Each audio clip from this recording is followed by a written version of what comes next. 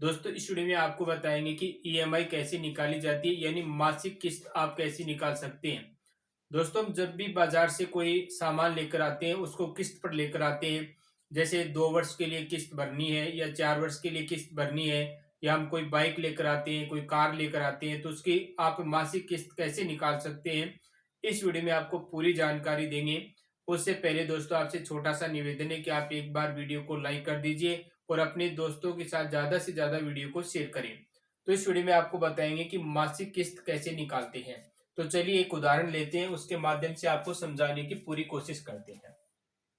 मान लीजिए आपने बाइक खरीदी, एक बाइक खरीदी जिसका मूल्य 1,20,000 रुपए है। 1,20,000 रुपए है, एक बाइक है जो आप खरीदना चाह रहे हैं।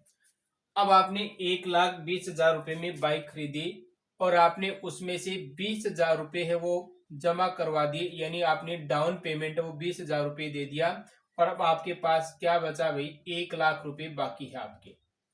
आप इस 1,00,000 रुपए की क्या करवाना चाहेंगे, मासिक किस्त करवाना चाहेंगे। यानी मैं जो डाउन पेमेंट है 20,000 रुपए जमा करवाता हूं और जो बाकी की जो 1,00,000 रुपए बचे हैं उनको मैं मासिक किस्त के द्वारा चुकाना चाहूंगा। अब जो आपके पास 1,00,000 रुपए बचे हैं उसका आपको निकालना पड़ेगा ब्याज।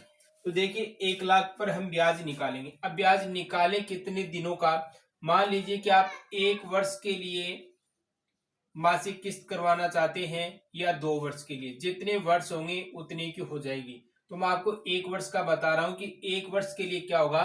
तो आप क्या करें, 1,00,000 रुपए का 1 वर्ष का ब्याज निकाल ले।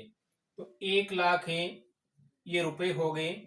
1 वर्ष का आप ब्याज निकालेंगे। अब देखिए दर की बात करें, दर क्या होगी, तो लगभग 12% दर लगती है। लगभग मैं बात कर रहा हूं, लगभग 12% आपसे दर ली जाती है।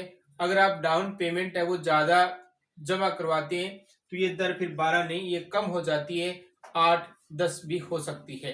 तो अलग अलग एजेंसियों की अलग अलग होती है, किसी की 13 होती है, किसी की 12 होती है और किसी की 10 होती है। हम एग्जाम्पल के तौर पर 12 मानकर चल रहे हैं। तो दर कितनी है भाई, 12% है, तो आप यहाँ पर 12 डाल दीजिए।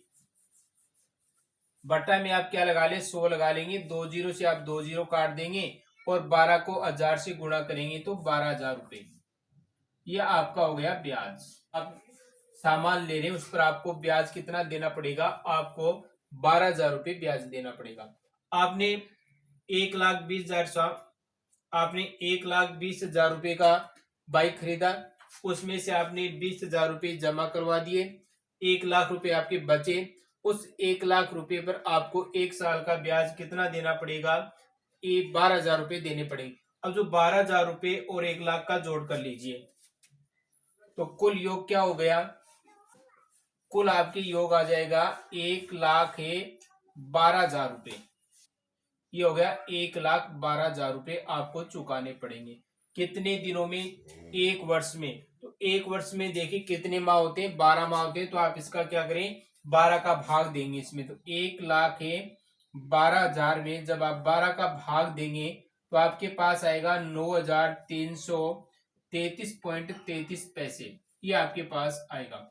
यानी आपको प्रत्येक महीने, एक महीने कितना पेमेंट देना पड़ेगा, 9,333 रुपए आपको जमा करवाने पड़ेंगे लगातार 12 माह तक। तब आप ये बाइक है जो आपके घर की हो जाएगी। तो इस प्रकार आप मासिक किस्त निकाल सकते हैं। तो मैंने आपको 1 वर्ष का उदाहरण दिया है। अगर 2 वर्ष होंगे तो आप क्या करें, कुछ नहीं करना है आपको। यहाँ पर 1 वर्ष के स्थान पर क्या करना था, 2 करना था। और ये जो ब्याज है वो 12,000 नहीं, और ये ब्याज है वो कितना होता, 24,000 रुपए।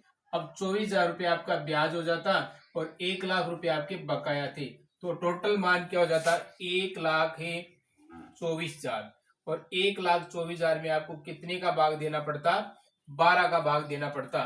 तो जैसे इसमें आप 12 का भाग देंगे तो आपके पास क्या आ जाएगा, 1 महीने की मासिक किस्त आ जाएगी। यानी अब आपको 1 महीने का कितना रुपए चुकाना पड़ेगा।